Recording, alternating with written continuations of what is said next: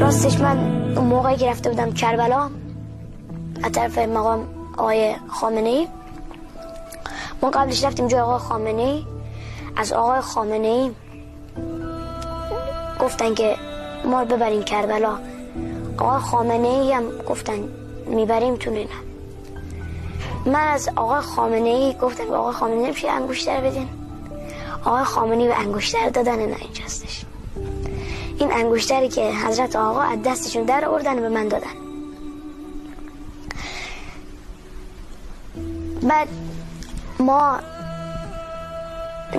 یک صبری تو دلمون داشتیم قبل از اینکه پدرم خواست شهید بشه خبر بدن.